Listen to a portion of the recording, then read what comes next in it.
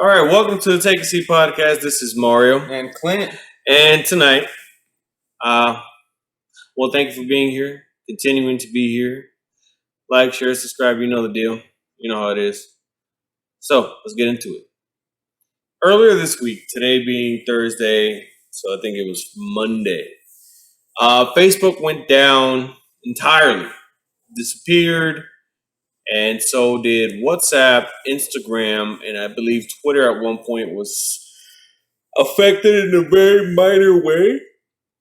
And so for about 7 hours, I know because I was looking on social media, well, Twitter and Snapchat, that there was pretty much most people were in a manic state per se.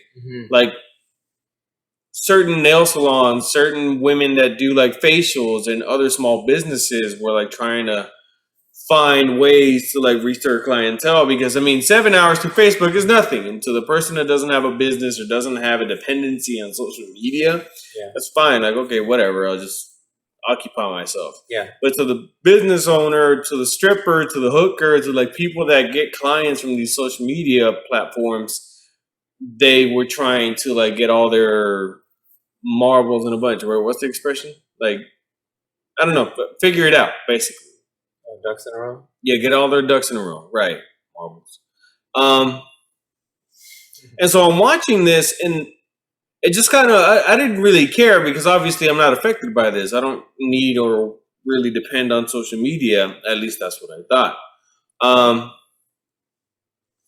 And so I just started thinking to myself, like, man, what the heck have we come to? Like a few years ago, maybe 5-6 years ago, I really don't think this would have been such a big deal. Yeah. But I started thinking more into it, and it kind of upset me because even some of my friends that I have on social media were kind of not hectic or anything like that, but they were just like, man, I was bored for 7 hours, or I didn't know what to do for 7 hours, et cetera, et cetera. Like I just had to work. But in my head, see, again, this is from a non-dependent state of mind or perspective per se. Yeah. I'm just thinking, like, man, what a bum! Like you have nothing else to do for 7 hours. Granted, again, I don't have a dependency for clientele. I don't have a monetary dependency from social media. So obviously, I may have a either ignorant or maybe biased perspective, and I get that. What year were you born? 1994. Oh, so you're Gen Z. Am I? Yeah. What is Gen Z again? Gen Z is not a millennial. So like I'm millennial, which I think millennial starts at 1990, or Gen Z ends at 1995. So Gen Z, like they've been basically born into this technological smartphone, social media type of environment. I would say so, definitely. And I would think that they would be hit the hardest for that 6-7 hours of time that it was down. Yeah, I would say because they don't know life without it. Yeah. You know? Yeah, I would agree. I mean, I could easily remember exactly how everything was transpiring. I mean, for me, it was like 2006 through 2008, Xbox, PS3, iPods, iPhones, like the advancement of daily technology, which like was very innovative at the time, transitioned to the normal between 2010 through 2013. That's when everything just started becoming normal and everything was just like, all right, it's normal. Social media started popping off, but social media, specifically Facebook, went from this thing where you share a thought, right, to your friends and only your close friends. If you had like more than 300 or 1,000 or 5,000, like a lot of idiots did for no reason, not even idiots, let me not sound like I'm upset or anything, but to the people that had like 5,000 friends and all that for no reason, I guess that at the time was seen like, oh crap, you must be popular, or you must be like it was a thing for some reason. Do you remember that? like Facebook people wanting like to have 3,000, 5,000 Oh, friends or yeah, something like yeah. that. Like for I don't know why. I have no idea why. Yeah, dude, I totally remember that. No, you're not Gen Z. You're a millennial, by the way. You've made it by 1 year. Congratulations. I don't even know what any of that stuff means. Yeah, well, I'm glad that you're a part of our. Well, I know you're old, so I know you older people have to label everything. Shut up. Running out of Never time. mind. You're Gen Z now. You're running out of time and you're forgetting everything. I get it. You gotta label it. But it went from something as quote unquote innocent as okay, everyone wants to have 100, 3,000, 5,000 friends to okay, turn into a networking thing and turn into a business and turn into a lifestyle and turn into something that you are now literally dependent on. Like there's a reason why Facebook Marketplace exists. It's a regulated establishment for people to make transactions on the internet. In real life, people get shot for J's and all that. So, whatever. So just from like Facebook alone, the world has changed drastically. I would say if from 2010 till now, in the past 11 years, you were to ask me what has been the single-handedly the most significant factor in change in society, Facebook, number one, by far. Forget the advancement of cars, forget the advancement of iPhones. Facebook specifically went from having friends on social media to predicting who's going to win the presidency 11 years later. Yeah. Or basically getting someone elected. Yeah. Because it was recognized, now referencing a whistleblower interview. I don't know if you saw that. It came out on Sunday from a lady. She was an executive for Facebook. And I suggest you watch it. But to congest it all, she basically admitted that Facebook knows that social media, trigger words, these types of things that seem menial or seem like they don't matter make a huge impact on the human psyche. Yes. And that they can dictate, right, how somebody can vote or how somebody would react entirely based on an algorithm that is specifically catered to you. Yeah. Which I think I've referenced it in a previous podcast. I don't remember exactly which one, but I specifically said, I remember I was with my sisters. We were smoking weed. From one day to the next, I realized my phone was listening and I had said some word and I was like, dude, this is weird. Why is my phone giving me an advertisement for something? And this was like 2014, 2015. Yeah. And at the time, not a lot of my friends were like onto it. They were just like, you tripping, dude. Like, what are you talking about? Everybody thought that we were watching the same thing, that everyone was getting the same Subway ads, the same cigar ads, the same thing. Right. But you weren't. Yeah. It literally transitioned right before us and nobody noticed until it was stated, hey, we have an algorithm catered to you based on what you like. Yeah. That was how they masked it. Yeah. What you like will determine what you see, basically. But really it's just keeping track of your thoughts.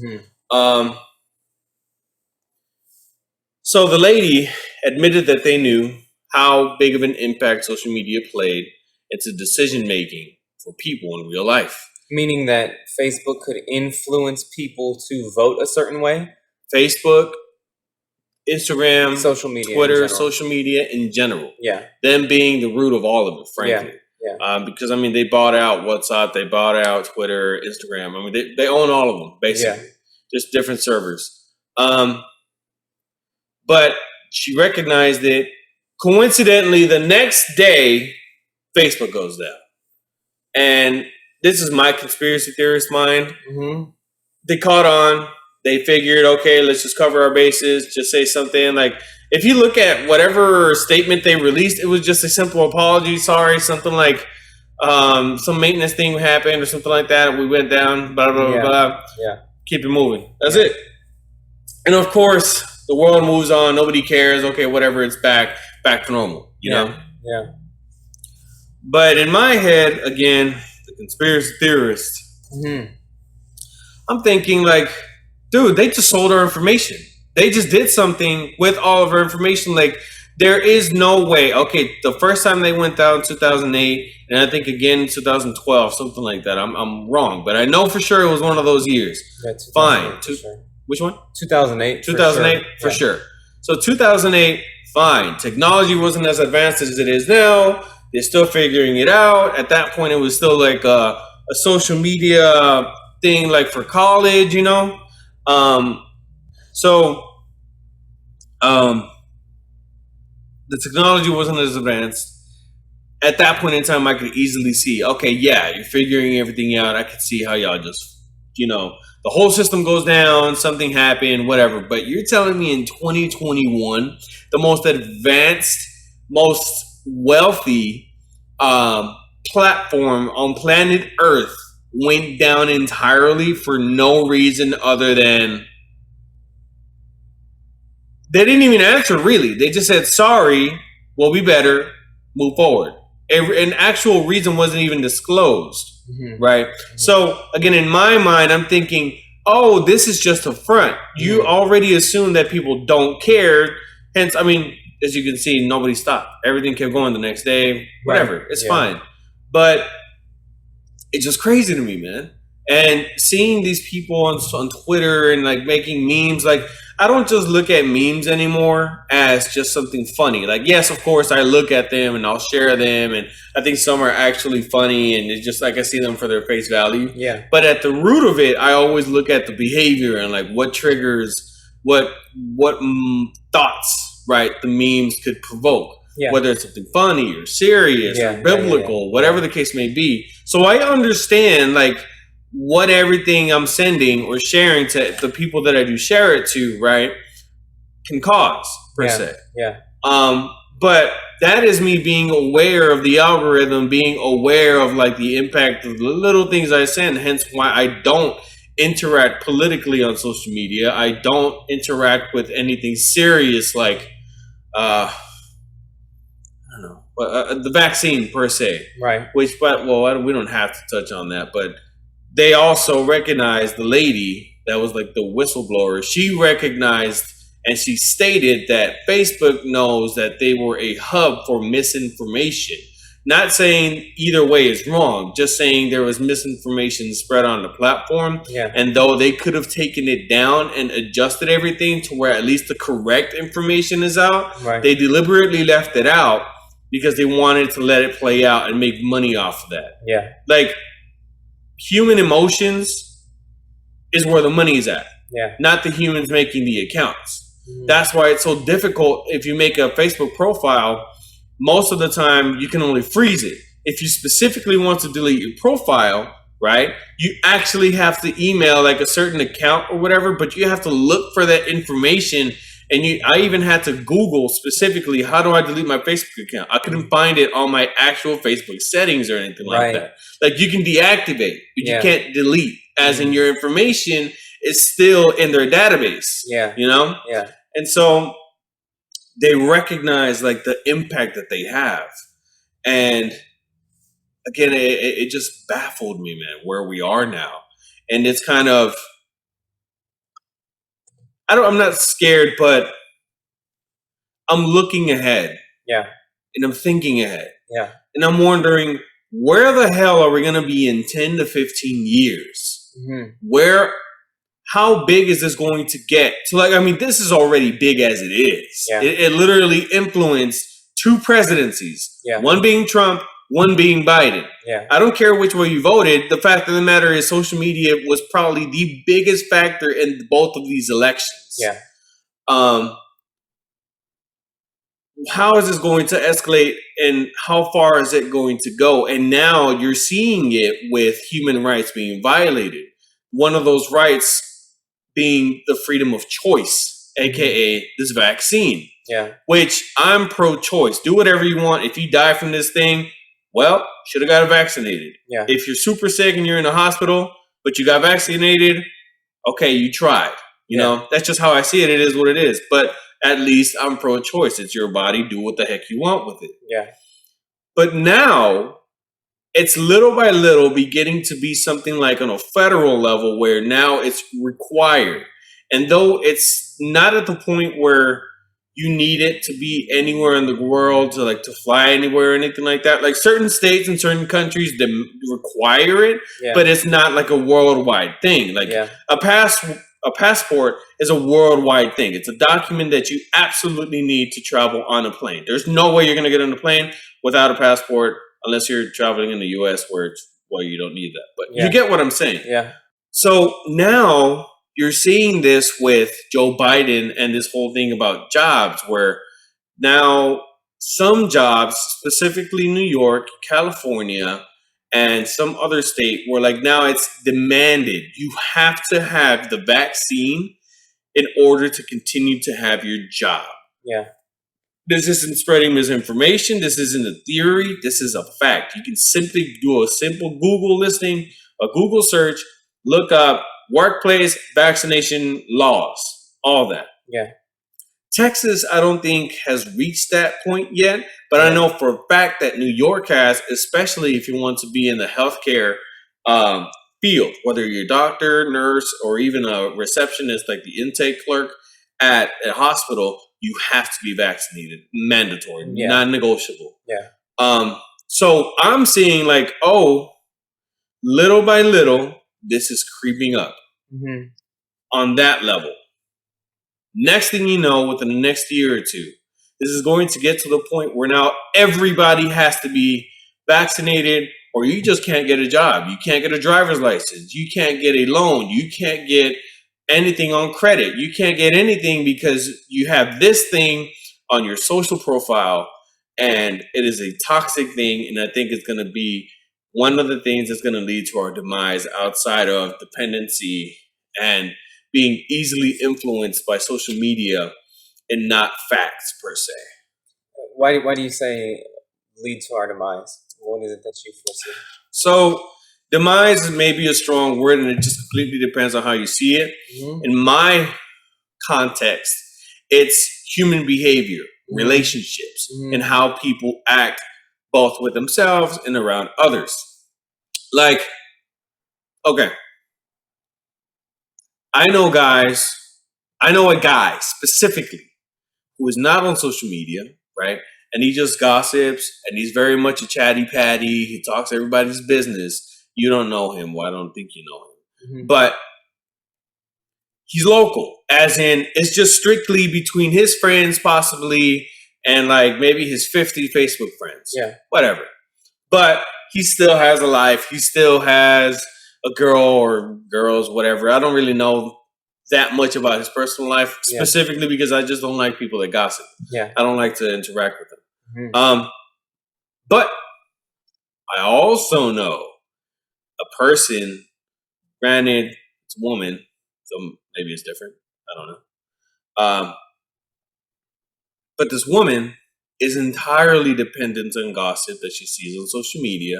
Whether it's true or not, it doesn't even matter anymore. It's just that something that gets her riled up, something that gets her curiosity, something that is in relation to something that she knows of, and so it triggers her in her mind and it releases some serotonin and it lets her know, hey, we need to get this out of our heads and we need to go spread this word. So then they'll retweet, they'll like, they'll share, they send it to somebody.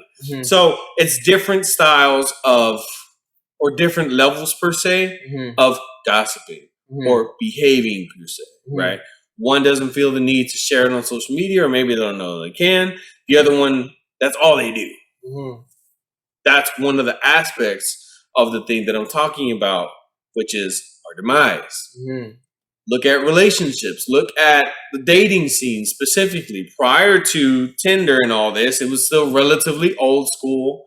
I mean, I can remember in high school, I was 2008 through 2012. You still had, for the most part, like to talk directly.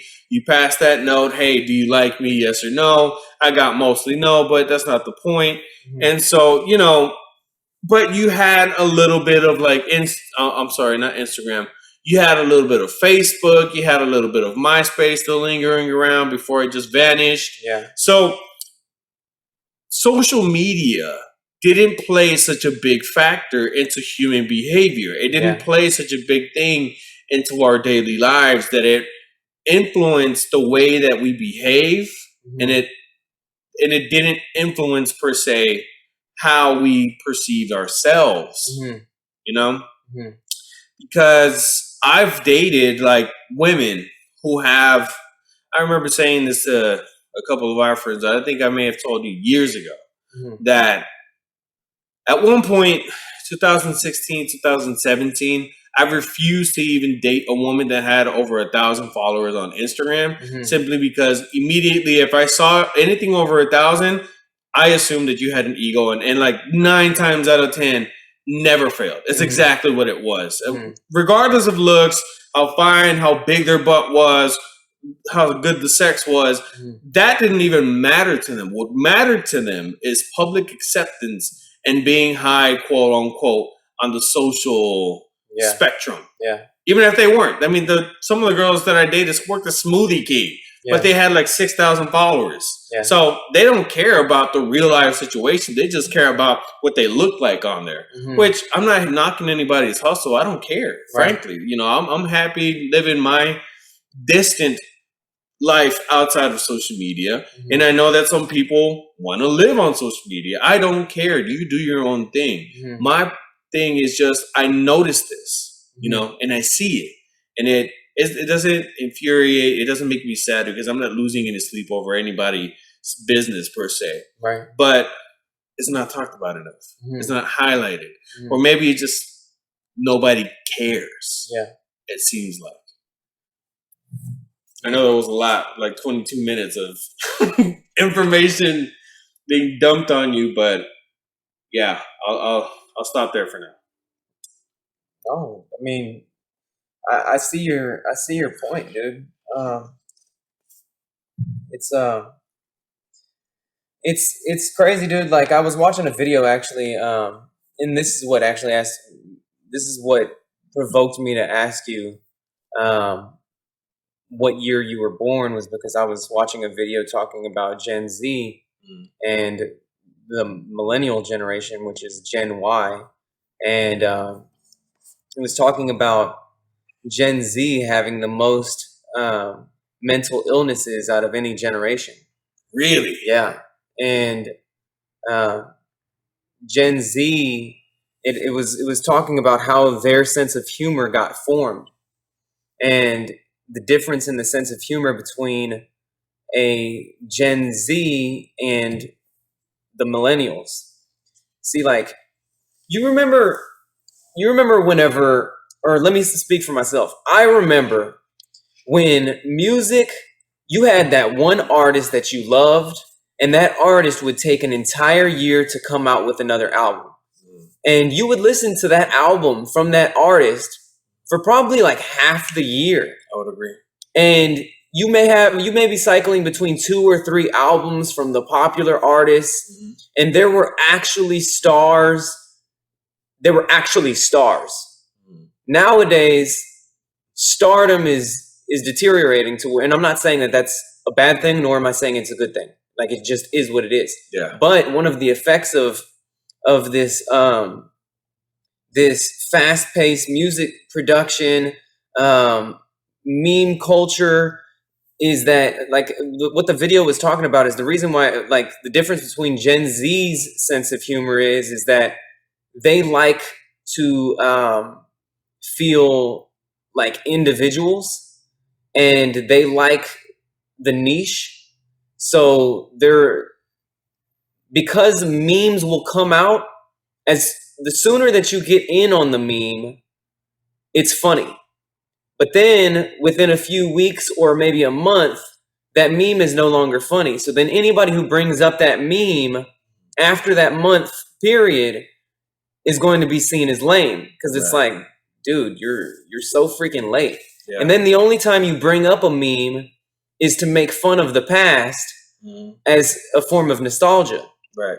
And like, music comes out quicker, memes come out quicker. Memes are born and die quickly. Like, even like, the one thing that I think hasn't been affected that much is stand-up. Stand-up comedians, they still take practically a year, sometimes 2 years to come out with their comedy specials. Yeah. But the music industry has been hit by this microwave generation to where it's like, look, we're going to sacrifice quality over quantity, Right. and we're just going to release music, and it may not even be from the one particular artist. Like, you have all artists from all over the world being able to upload it to a platform, and the more niche of an artist you can find, the more you value it and the more you find a sense of identity, because you don't feel like you're a part of some sort of you feel like an individual. Yeah. You feel special, and you don't feel like you're a part of this consumerist collective that's buying into the superstars anymore. You know what I mean? Yeah. Like how it was in my generation. In my generation, it was like everybody was listening to Eminem all at the same time. Yeah. And everybody was riding for him. Right. Then it was 50 Cent. Everybody was on 50.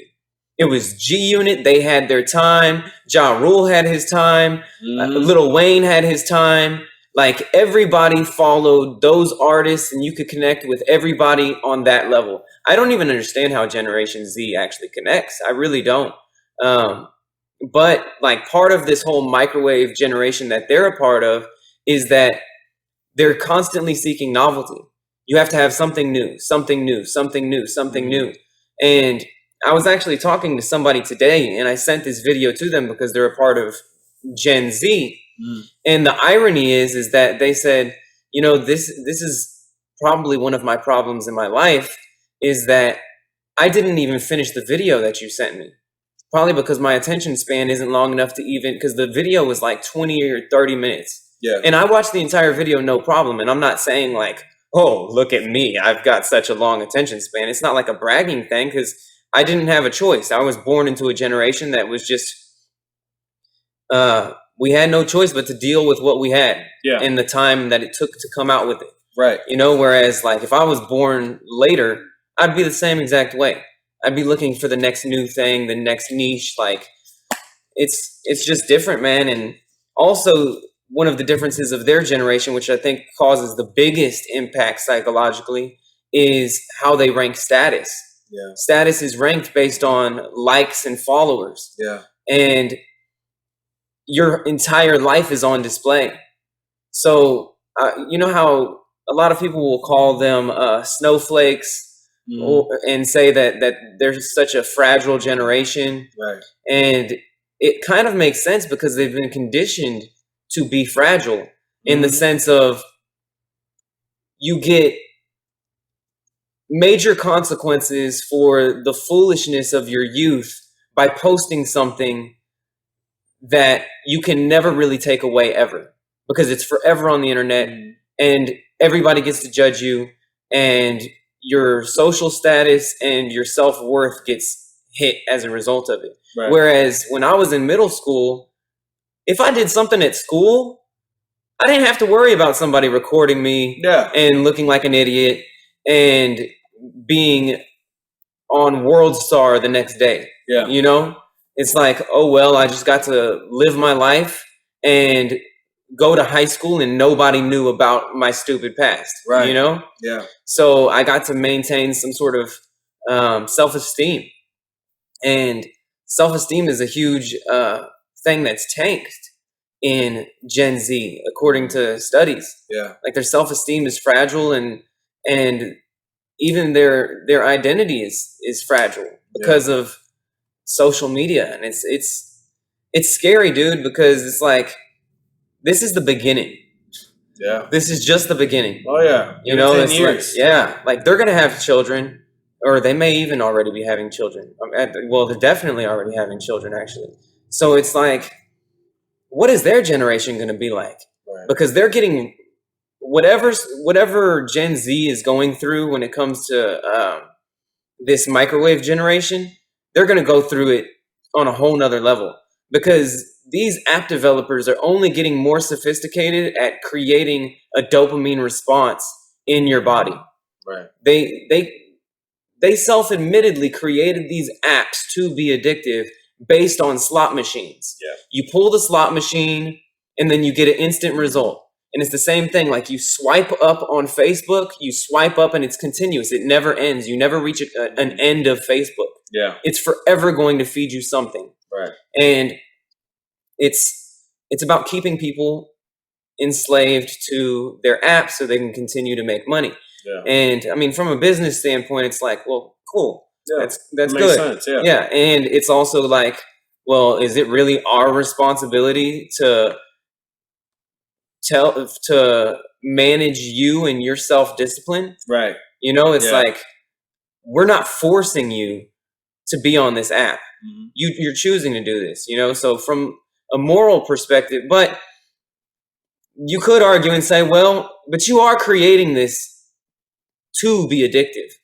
You know that it's to be addictive. And this is why people will shun drug dealers. It's like you're selling them a drug that you know is addictive.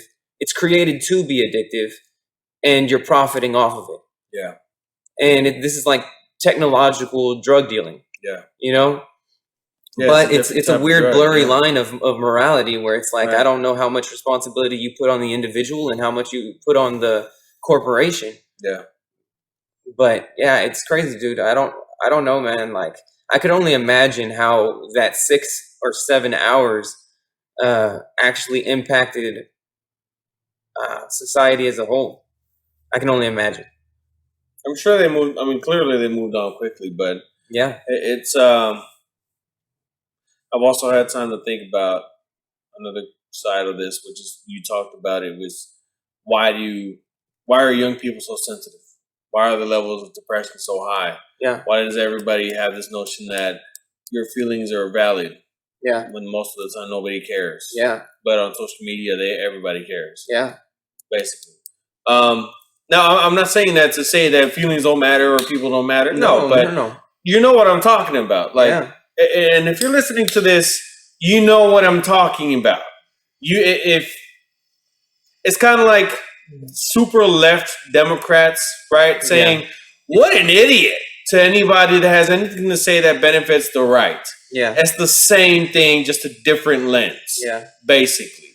So now, and I acknowledge, I understand there's real depression, there's real people that are suffering from this stuff. Yeah. So that's not to knock any of them. Of course not. No. But with that being said, social media has literally raised kids. Mm-hmm. Like, I know a kid, I won't say any names, I won't say the relationship or anything like that.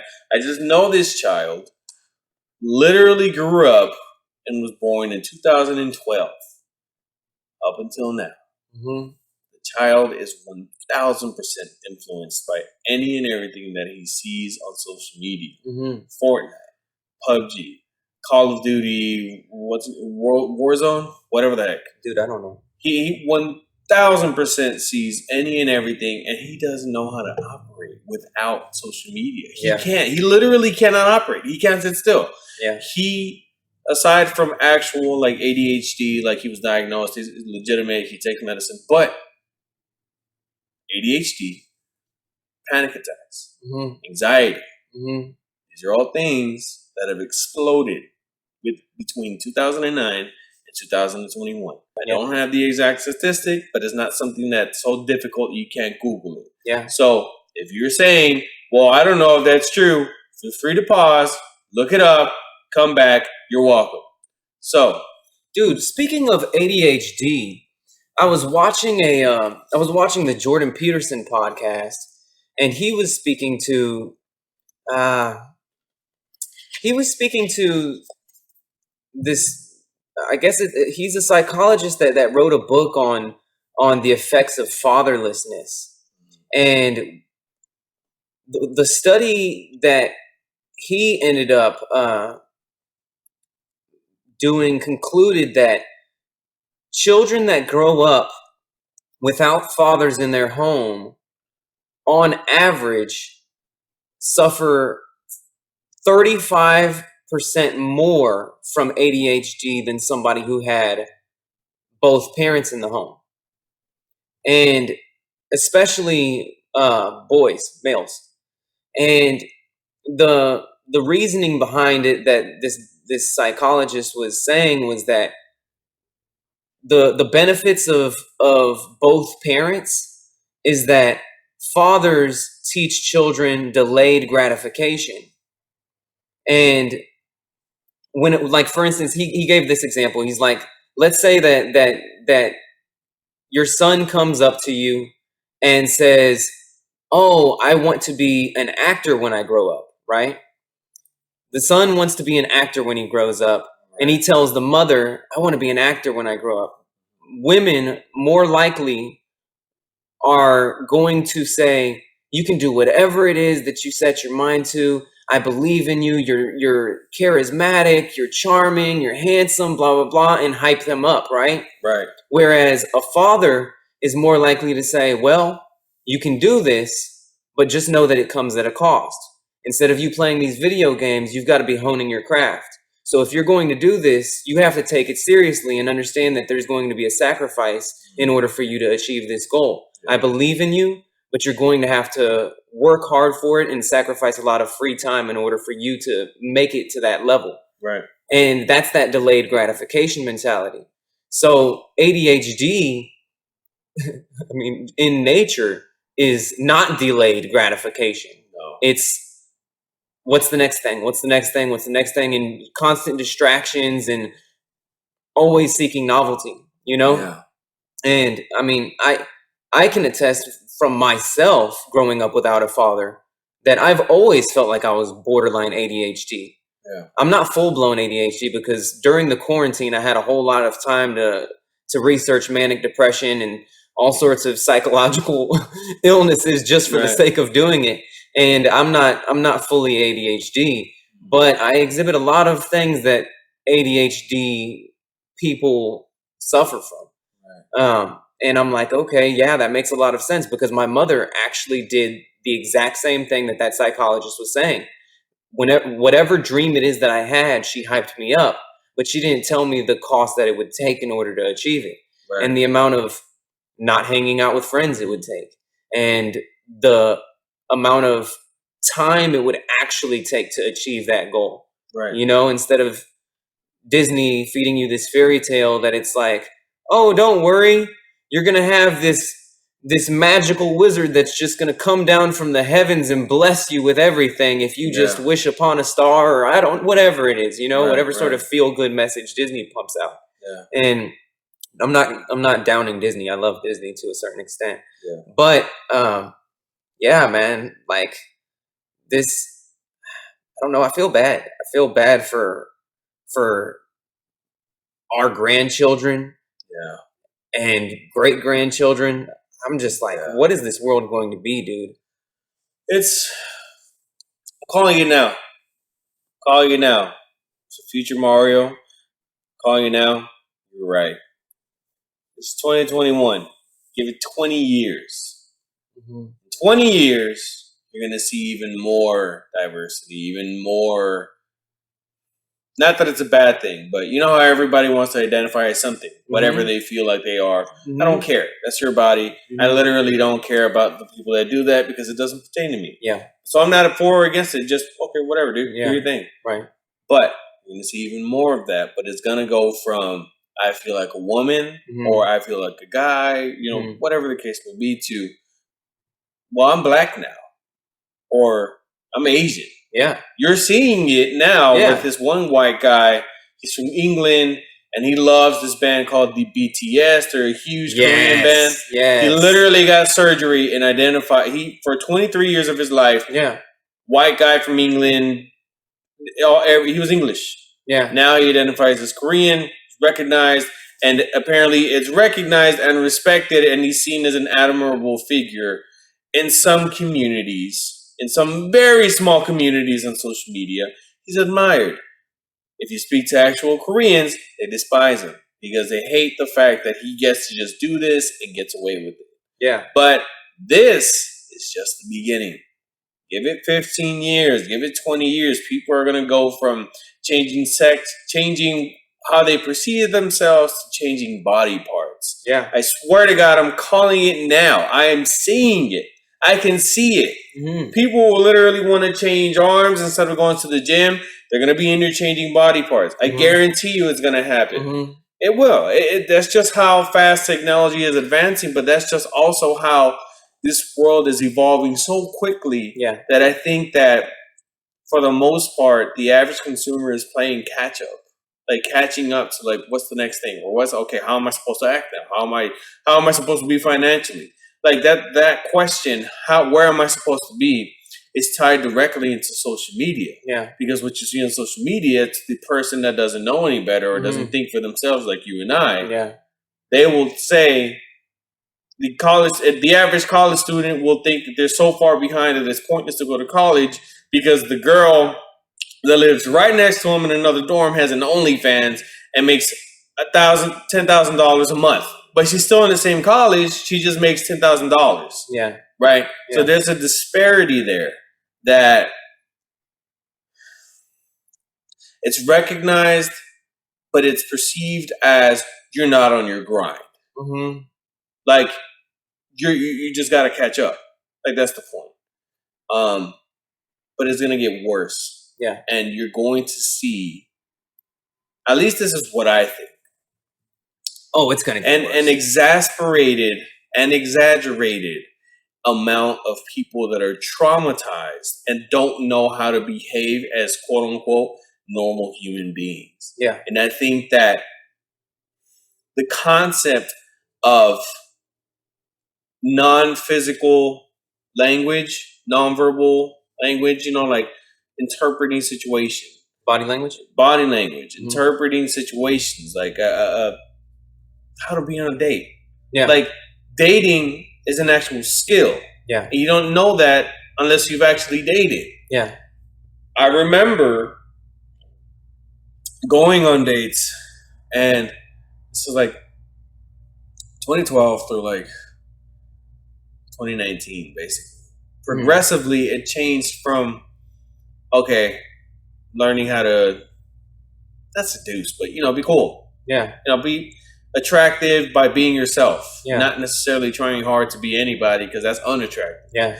Most women can see through that. Yeah. And then it went from, what can you be? Well, what are you now? And, let me look at your profile.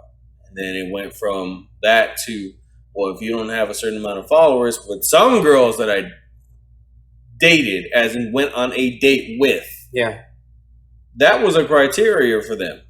Like, that's how literal that was for them. Like, if you don't have this many followers on Instagram or Facebook, whatever the case may be, I want nothing to do with you. Yeah. I'm wasting my time. Yeah. I didn't care, obviously, but Right. I just baffled me like, wow, how fast this is changing. Yeah. This is just the dating aspect of human behavior. Yeah. Look at careers, look at depression, look at, again, this child that I'm referencing, literally raised with and dependent on technology. Mm-hmm. And then you wonder why there's a generation of kids that are just completely dependent on this stuff. And if you were to put a book in front of them, if you were to put Uno, if you were to do something like that, something that's quote unquote off technology, they don't know what to do. They don't have the patience for it. Yeah. Hell, even a couple of weeks ago, I went to do a physical exam for a police department. Yeah. The police department had a comprehensive exam, 119 questions. You have to read a bunch of essays. You have to know vocabulary. You have to do a little bit of math. Like, you have to have a little bit of everything but your time. So you have to think quickly. You have to think critically, and you have to understand everything that's going on and everything that you're doing accurately in order for you to qualify to move on to the next step. Yeah. Which, in hindsight, is a pretty good thing, because if you're going to be a police officer, you kind of need to have a real quick timing on like how to manage situations. Yeah. The point is, before the exam started, there's a lot of young guys there. They noticed them, I being one of them.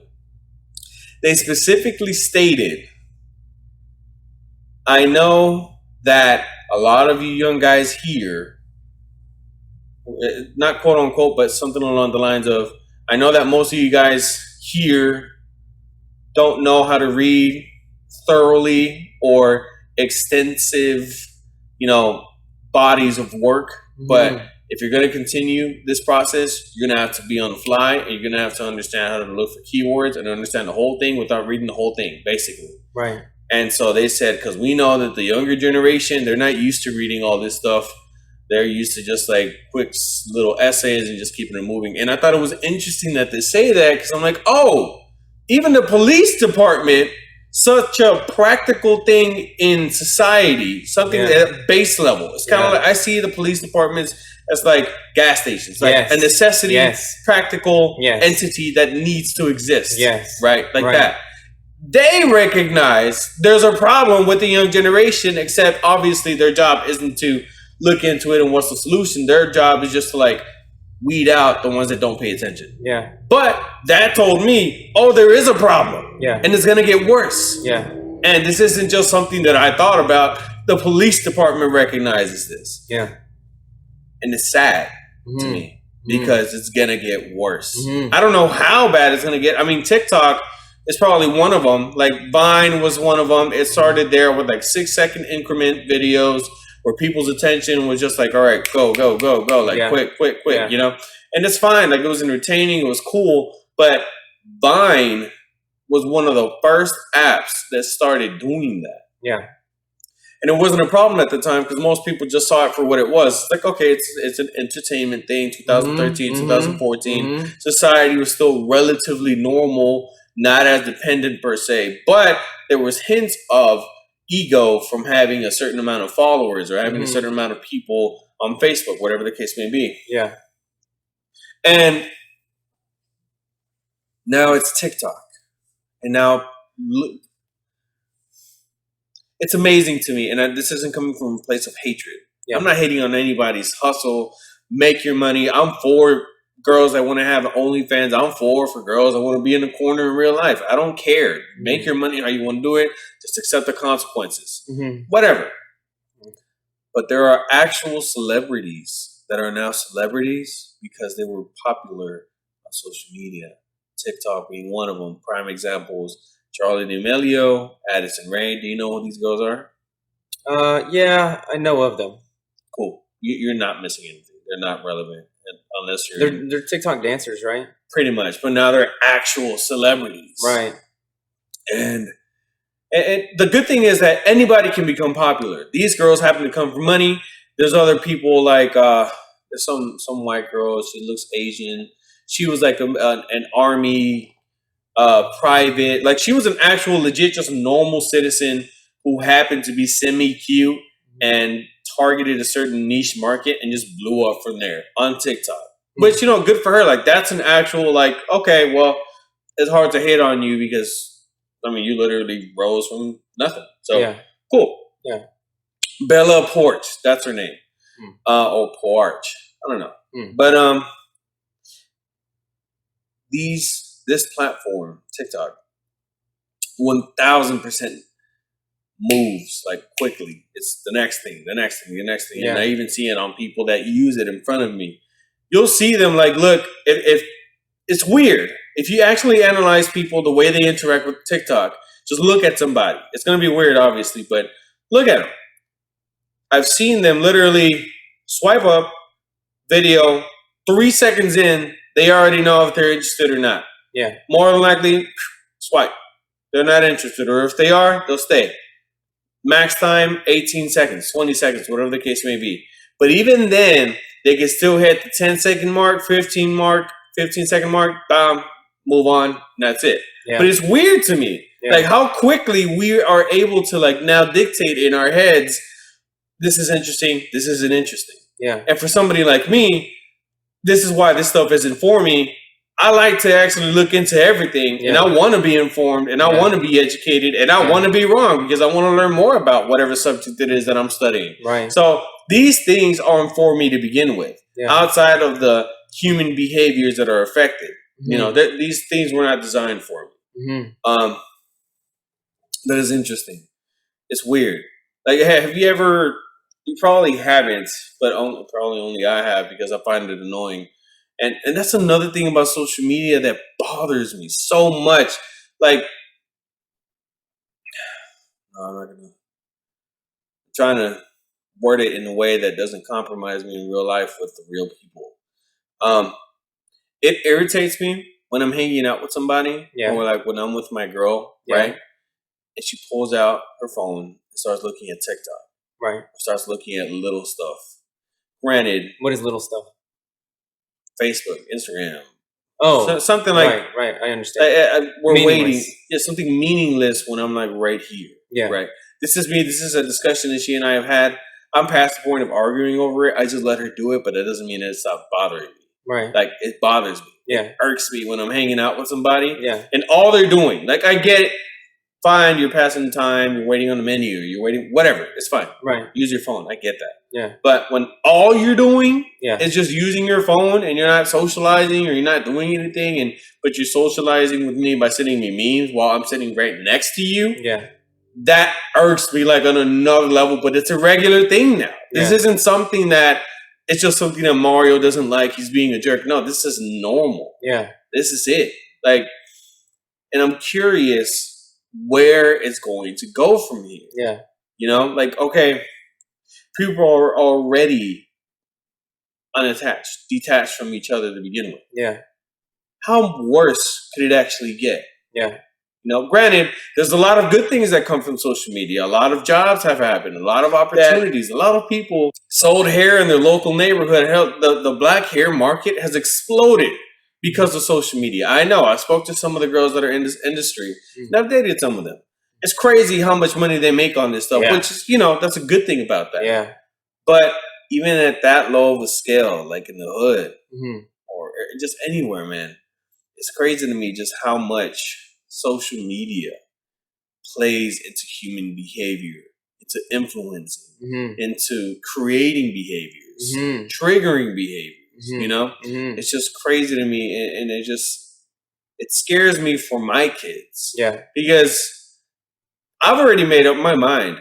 I'm not introducing my kids to phones, like smartphones. Yeah. They're going to have the Nokias. They're going to have the basic super thing. Yeah. Super. I don't care if you get bullied. I'll put you in kickboxing. You're going to kick some ass at 5 years old. But the point is that I'm not going to I refuse to allow it. Yeah. To allow social media into my child's mind at a youthful age. Yeah.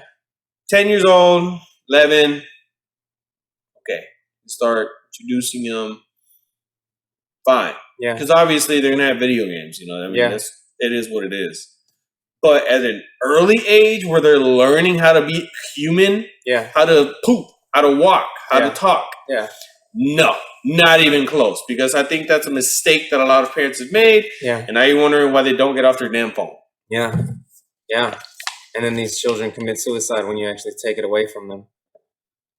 That's crazy, dude. It's bad.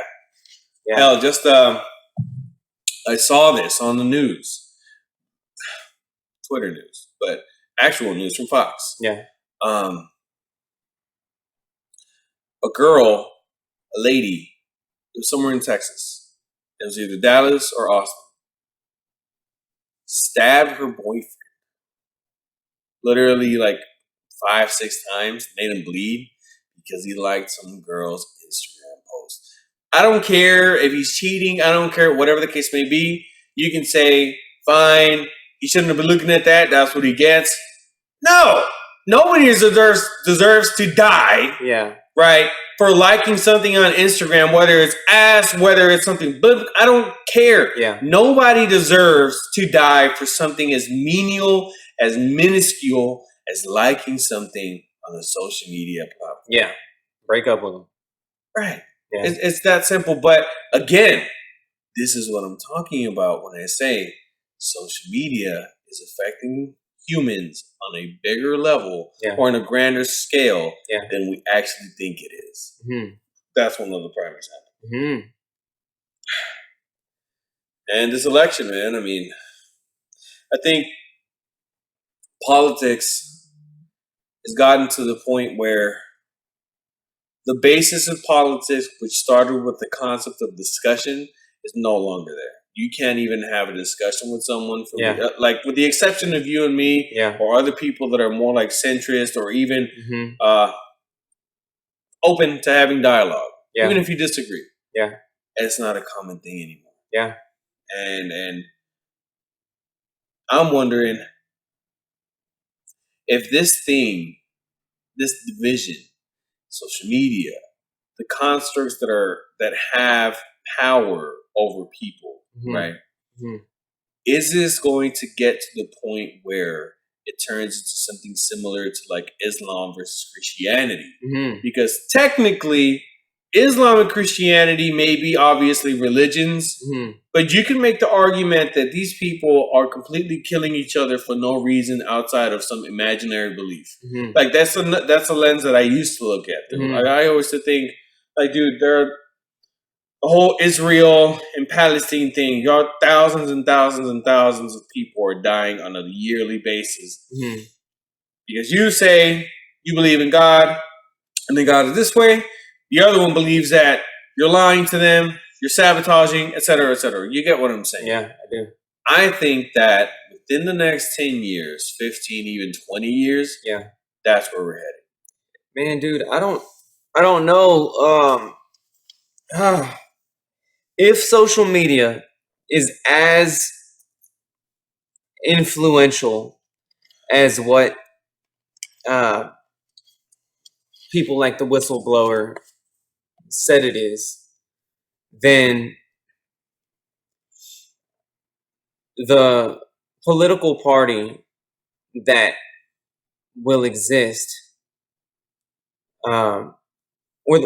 there's going to end up being a minority of one political party. And my theory, based on observation, would be that the conservative political party, being the Republicans, would end up dwindling out into being an extreme minority because of these major social media networks or applications only pushing their news, and indoctrinating slowly the children that are watching it.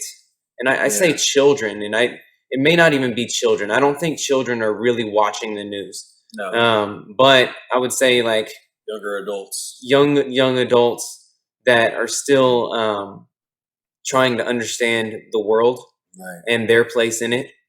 And I could see over the next maybe 40 years, if the social media networks end up, I say networks, but applications end up really being this totalitarian communist type of network where it only pushes their views on the public, eventually people are going to adopt it.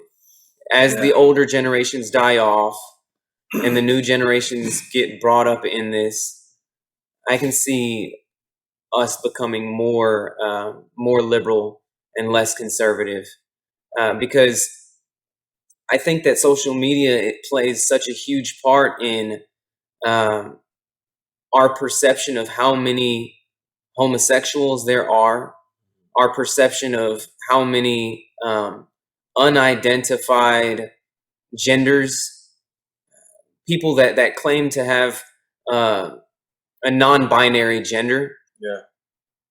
I think that as time goes on, or I think that this is an extreme minority of people that actually view themselves as a non-binary. And there's an extreme minority of people that are actually homosexual. Most people are heterosexual. And most people identify currently with a gender, male or female. Probably. Yeah, I don't doubt it. No, that's definitely true. I don't doubt it. Yeah. I mean, I know being homosexual or being basically anything that's not traditional is the norm, or at least that's what's popularized, but I don't really know how accurate the statement is. But what do you mean? I'm saying homosexuals make up less than 10% of the population currently. I think is bigger than that. I would say maybe 20 to 30%. And yeah, maybe it's grown. The last statistic that I saw was less than 10. Granted, But, this is my assumption. I'm just going based off of what I see on social media. And see, commercials. that's what I'm getting at. That's what I'm getting at. Is that social media, you'll be in your house seeing homosexual, non-binary type of propaganda. I guess we can call it propaganda for the sake of what it is, right? Right. And you'll see so many videos of people saying, I'm non-binary, I'm homosexual, I'm gay, I'm lesbian, I'm blah, blah, blah, blah. And you see this on repeat. And then you walk out into the world assuming that the majority of the world is this way, when it may not be, but because you now start to feel like you are the outcast, most of the time people don't, there's a built-in fear of being an outcast in all of us, because that, from a primal standpoint, it's like, if you're an outcast, you're no longer protected by the tribe. Right. So now, because the tribe doesn't care about you anymore, you have to battle the environment and animals. Like you're now prey, right? Essentially, right? So there's now this desire to find security. So you seek it in the community. And if you believe that the community, and if everybody else believes that the community identifies as non-binary and is homosexual, you're going to be like, well, maybe I should just go along to get along and maybe experiment a little bit. And it's a slow opening of your mind and lowering of your standard. I don't want to say standard, but that's the word I'm going to use for now because I can't think of a better one. But lowering of your standard and compromising with yourself and what you thought you were for the sake of your security and your social status. Right. And that's why I'm saying 40 years from now, man, like, I really believe that what we're seeing in its infant stage of this gender dysphoria, people being I say confused about what they are, but of course they're going to say, no, I know that I am this. It's just going to increase. There's been studies that have shown that sexual activity has increased in teenagers more than ever before, especially in women. Women are more promiscuous and have more sexual partners now than men do. Men used to have more sexual partners historically, but now women have more sexual partners and men have far less sexual partners, because women are now, since we have birth control and we have all sorts of contraceptives, like, there's not as much of a fear and a danger in having sex for women. Right. And with abortion as well as an option, it's like, well, if you take away all of the consequences of sex, of course you're going to have more sex, right? Because it's pleasurable. And I'm like, man, I don't know, man. I'm concerned about what the future generations are going to be like, and especially, most of all, I would say their mental health, man.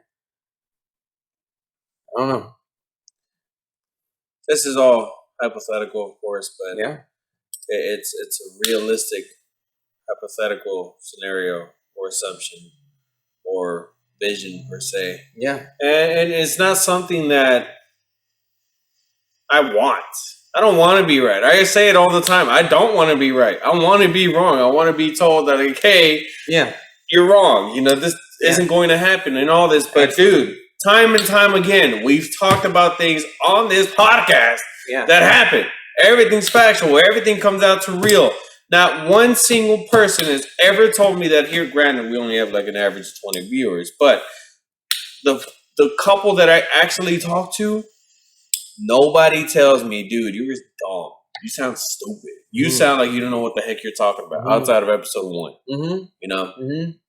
That tells me, oh, okay, we have a point. It's not a misguided point. It's not a misinformative point. It may be not as informed, right? Because obviously we don't have the statistics or anything like that. But the assumptions and the statements that we make and the predictions that we say aren't too off. Dude, there was a study that, oh God, I wish I could remember the name of the study, but basically they had all of these people in a room together. And in this room, there was only one person that wasn't an actor. The rest of them were all actors. And the group all said that one thing happened. And they all watched the exact same thing. And then the one person that wasn't an actor ended up saying that the thing happened, knowing that it didn't happen, because they were afraid to not conform with the group, because everybody else said that it happened. So now this person is questioning their sanity. Yeah. And they're like, well, you know what? I'm going to say that this thing happened. After everything was done, they were like, why did you say that that happened? They were like, well, because the whole group ended up saying that it happened.